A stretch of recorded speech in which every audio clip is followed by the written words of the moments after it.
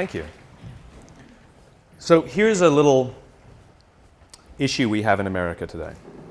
There are currently about 250,000 people a year who are dying in our hospitals due to preventable deaths.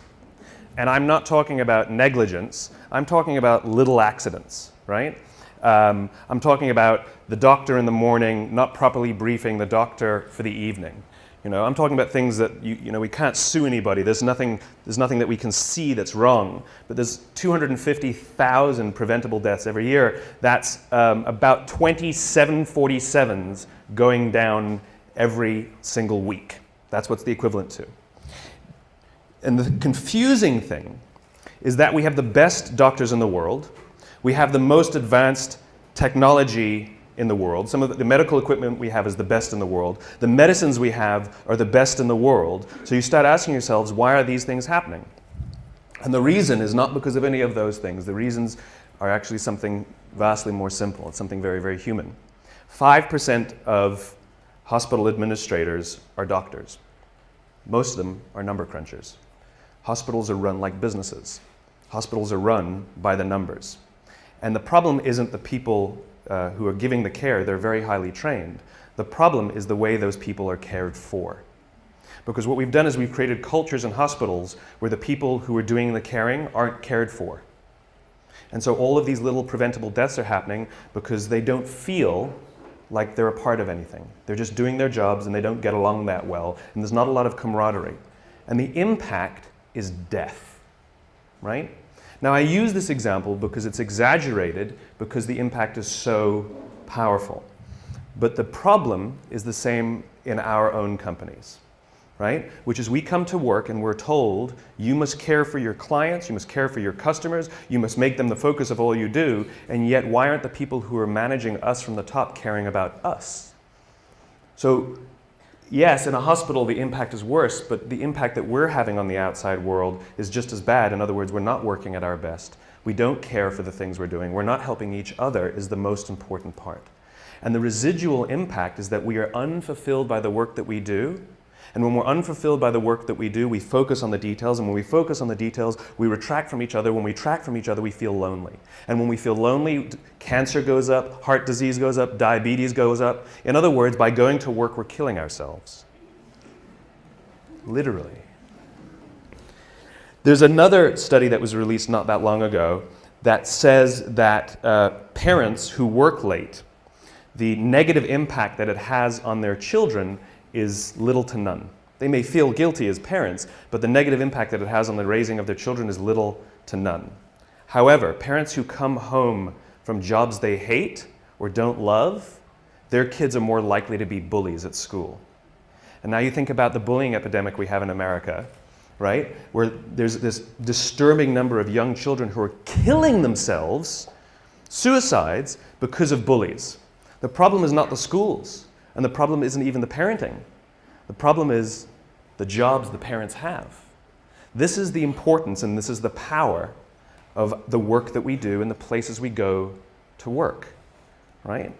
Most of us, I mean, like if you listen to the unemployment statistics, they say, you know, we're all-time high, record high, 9 to 10% unemployment, right? And people go, oh my God, that's terrible. And I hear that number and I go, well, that means 91% still have a job. Right? Now granted, we want to get that employment number up, but that means 91% are still going to work. The question is how many of them are coming home fulfilled by the work that they do and how many of them are waking up inspired to go back to work the next day. If we don't love our works, we don't look out for each other. And if we don't look out for each other, we feel lonely. If we don't feel lonely, all these negative things happen. So what example can I share with a creative audience about how to change this? The United States Marine Corps. I had the great honor last week of spending a week with the Marines. I spent a couple days at Camp Lejeune, and then I went for a few days to Paris Island to watch them go through boot camp. And this is it's a remarkable, remarkable human experiment that they're doing. And even though they know what works, they don't know why it works, but they don't need to know why because they know that it works, right? But what's happening is they're taking a group of strangers, people who don't know each other, who are showing up and within a very, very short period of time, learn to trust each other so much that they would give their lives for each other, right? And we know, anyone who's ever worn a uniform knows that no one runs into battle for God and country. It doesn't happen. It's for the guy to the left of me and the guy to the right of me. That's the reason they do what they do, right? And these sort of remarkable stories of heroism where people rush into very, very dangerous situations to save others. And they always ask the question, why did you do it? Why would you risk your life? Why would you put yourself at risk for them? And the answer is always the same, because they would do it for me. In other words, what gives them the confidence to put themselves at great risk is the knowledge that someone would do the same for them. We would put ourselves at great risk for our companies if we knew that our companies would put themselves at great risk for us. But they don't. So we don't. Now, one of the things that's remarkable about the Marines, and if you go read, and this is I asked these young, and they're 21, 22 years old, some of these lance corporals, the grunts, the guys, the infantry. I mean, this is the lowest of the low, the ones we actually send into battle, the front lines. And I asked them, are you misunderstood in America? And they said, yes, unanimously, they all nodded. I said, what do people think of you? And one stood up and says, they think we're baby killers. I said, how does it feel? He says, it hurts. And when I say, well, tell me a story then that captures to you what it means to be a Marine, the feeling you have of being a Marine, tell me a story that captures it. And I expected to hear stories of, I took a hit and somebody saved me, or I ran into a firefight and pulled somebody. I expected these stories of heroism. Not a single story like that came out. Now, I'm sure those stories exist, but those aren't the stories they told me that capture what it means to be a Marine. One of the stories they told me was a young boy in Afghanistan who would come around every morning and sell kebabs to the Marines. And then one day he showed up and he was all beaten up. And he didn't go to his parents for help and he didn't go to his friends to help. He came to the Marines for help because he trusted them more than anyone else. They told me a story that captured how they feel of a village that had been overrun by the Taliban, and the residents of the village couldn't go home because they would be killed by the Taliban, and so they were just living by the river. The problem was winter was coming. And one of the elders came to the Marines, knocked on the door, and said, I need you to come down to the river and kill us. And the Marine said, what are you talking about? He says, if we go back home, we'll be killed by the Taliban, and if we stay out there, we're going to die slow deaths this winter. It's easier if you just come and kill us, please. The Marines overran the Taliban village, pushed the Taliban out. A year later, they went back to this village and people were playing volleyball. These were the stories they told me that capture what it means to be a Marine. They believe in doing good for others, and the fulfillment they get when they put themselves at risk so that others may prevail is overwhelming. This is not unique to the Marine Corps. This is all human beings. The feeling of fulfillment comes from doing something for another. The feeling from fulfillment comes from the exertion of time and energy for someone else. If you are walking to work and you throw a few pennies in a cup, and you come to work and you say to your friends, hey guys, I gave $1 to somebody homeless this morning. What are your friends going to say? Good, right? I gave $20 to somebody homeless. They'd be like, good for you, right? What if you come in the morning and you say, hey, I gave up my Saturday and I went and painted a school in the inner city. People go, whoa, cool, wow, cool. And all of a sudden, not only are they inspired to do something good themselves, but the feeling that you have persists. The amazing thing is that when we do good for others, it actually inspires others to do good for others. This is provided for us primatologically, anthropologically. It's all part of the survival of the species. Sex feels good so that we'll do it. so we can procreate and perpetuate the species. But we're social animals, and so we have to provide for the fact that we'll maintain strong bonds and build cultures, right? Because that's what humans do. We're cultural animals. And so when we do good for others and we look out for those in our tribe, we look out for those in our group, it actually feels good. Biologically, it releases oxytocin. This chemical that's released when you do good for others is released, and it makes you feel good. And the amazing thing is the more oxytocin you have in your body, the more you want to do good for others. The problem is we've replaced this feeling, the exertion of time and energy, with digital communications. We've replaced it with headphones. We've replaced it with money, right? Think about the invention of money, right? It used to be, money, it used to be like you go to someone's house, you cook them dinner, and the deal was they'll do the dishes. Time and energy, exchange for time and energy. And someone said, I'll give you an IOU, right? Someone says, I don't feel like doing the dishes, so I'm going to give you an IOU that I promise to do them another day, right? And that's what money is. It is the promise for future goods or services. The promise of future goods and services. In other words, we've replaced our own time and energy with promises for someone else to do it another day, right? In other words, there's no exertion of time and energy. And so the feeling people get is that I did something for you and you did nothing for me. You replaced it with a piece of paper, with an IOU, with a promise for future goods and services. The way we find fulfillment is by doing good for others. So how do the Marines do it? How do you get people to do good for others? We all know this. Intellectually, we know that it's good to do good for others, but why don't we do it then? Why don't we do it? And what the Marines learned is something that I completely did not expect. They can't just yell at these guys to help each other. That's not what happens. There's a few things that they have to do first. So we all have heard of the obstacle course, right? The Marines have a thing called the obstacle course. And this is where they build anaerobic strength and aerobic strength, muscle strength, and it's timed and all of this good stuff. They have another course called the confidence course, and it's never timed. And most of the obstacles on this course cannot be completed by yourself. They must be completed in teams. You have no choice. That's just how it's designed. And what they say is the first 2 weeks of boot camp, everybody's there to outdo each other and prove that they're strong. Just kind of like when we start in a job, we want to show how great we are, we'll work a little harder, we'll do good work, look how good my design is, right? It's all about us and how good we are, right? But they keep putting them in situations where they can't do things by themselves. And what starts to happen very slowly, they said after about 2 weeks, they start cheering for each other. Now they get in trouble when they do, but they start cheering for each other.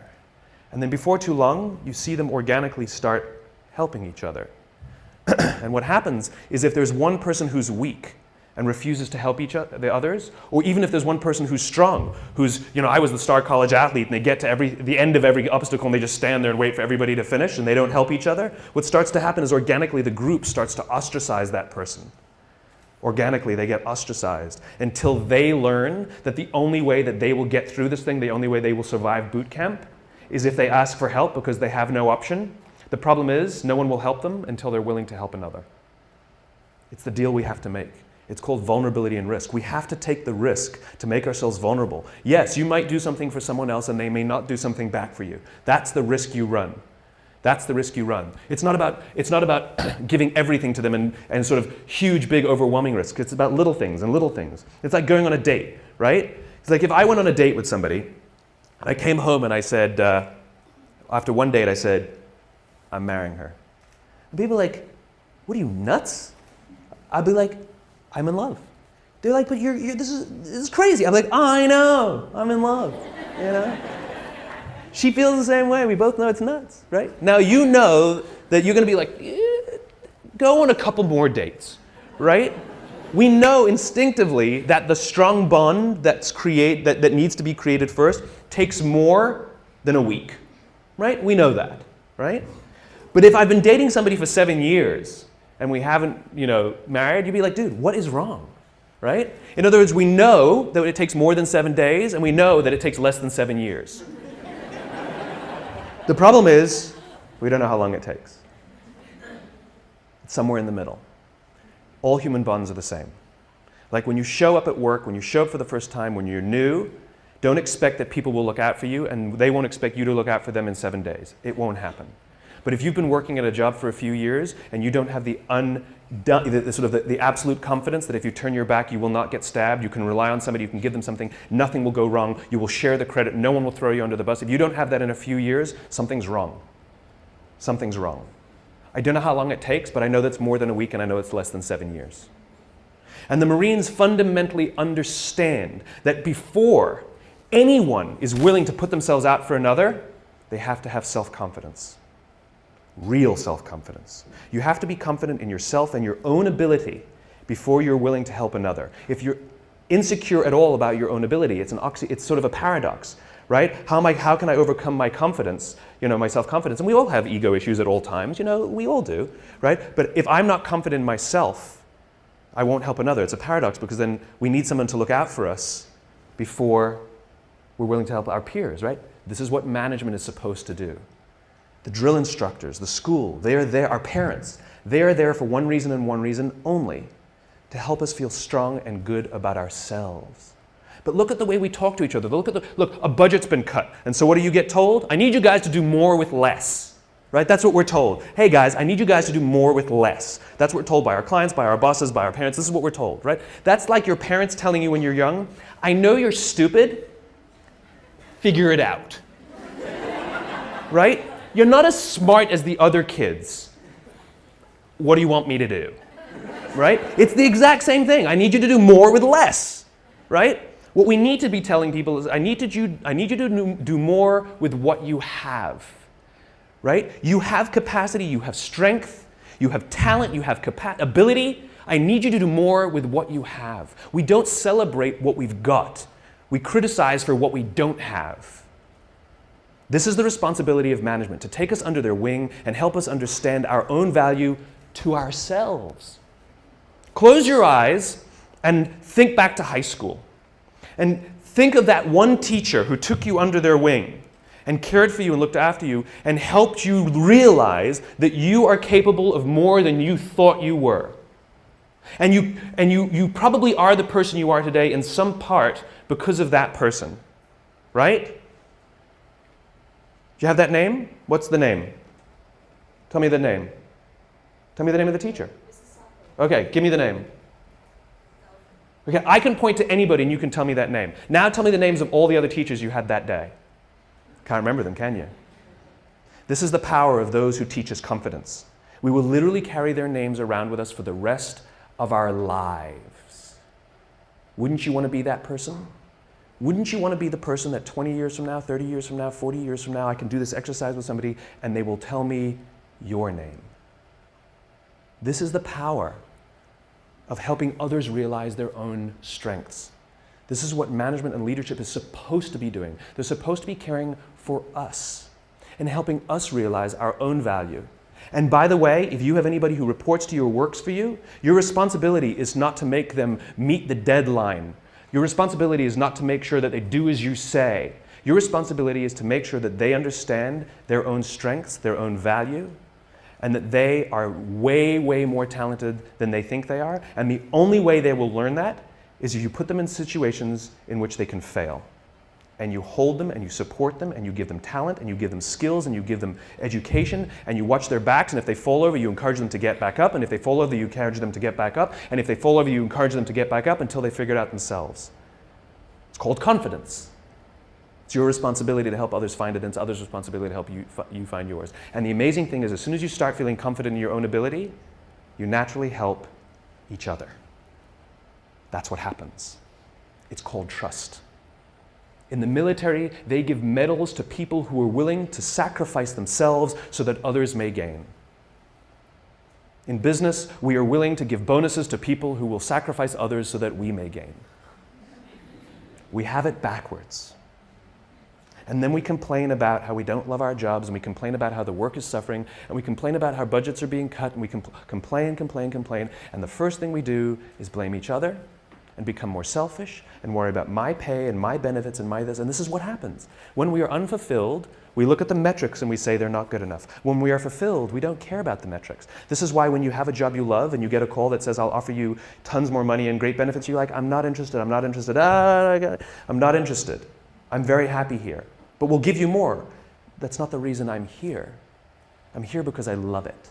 I'm here because I care for the people I work with, and I'm here because the people I work with care for me. This is the world I imagine. This is the world I imagine. And here's the great thing.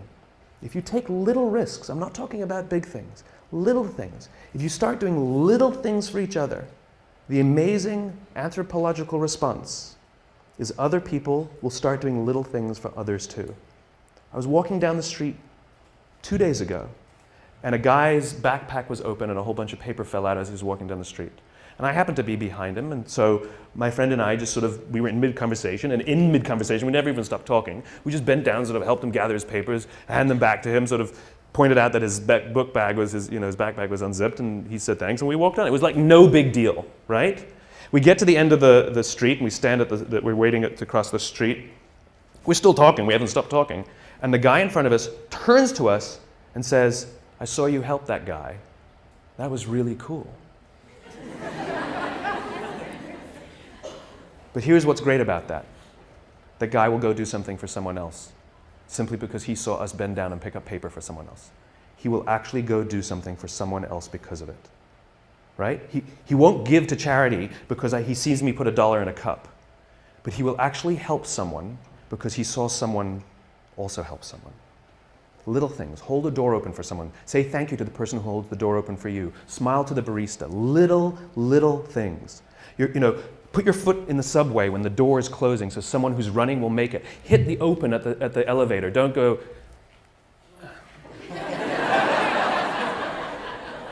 or pretend you didn't see. That's the best one. Oh, I would have if I saw. Sorry, right? Do it. A little time and a little energy. And you'll find around work that people give a little time and a little energy back to you. And you'll give a little more time and a little more energy. You go for a coffee with someone. Then you go for a 2-hour coffee. Then you go for a coffee and a lunch. Then you go for a lunch and a dinner. Then you go for a dinner and a movie. And then you sleep over. And then you sleep over 2 nights. And then you go on holiday together. And eventually you get married. Right? It's slow. It takes time. And we can't rush it. If when we rush it, it's all fake. Do things for others and watch how much others do for you. Go get yourself a cup of coffee from the coffee machine in the morning. Make one for someone else. It takes a little extra time. It takes a little extra energy. That's the point. That's the point. And here's the best part. You will feel so good at the end of the day. So good. Thank you very much. Thank you.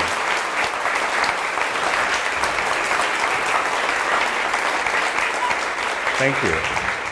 Next month is Bree Pettis, who is one of the founders of MakerBot. He's going to be speaking.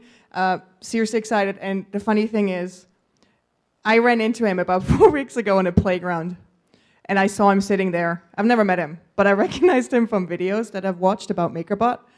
And while I'm chasing my kid, I was like, can I go up to him? This is weird. This is stalky. Can I do this? So eventually I just pulled everything together, went up to him, was like, you're the MakerBot guy, right? He goes, yup. And his wife looks at me, you're Smith. I recognize your kids from Instagram. So, and the next thing you know, he's speaking next month. How awesome is this? And then, for those of you who've been here in November at 11/11/11, who has been at the Rainbow Birthday Parade? Well, you should partake next Saturday because Jessie has another Rainbow Birthday Parade, and she's actually trying to break a world record in having the longest Rainbow Birthday Parade ever that marches over the Brooklyn Bridge.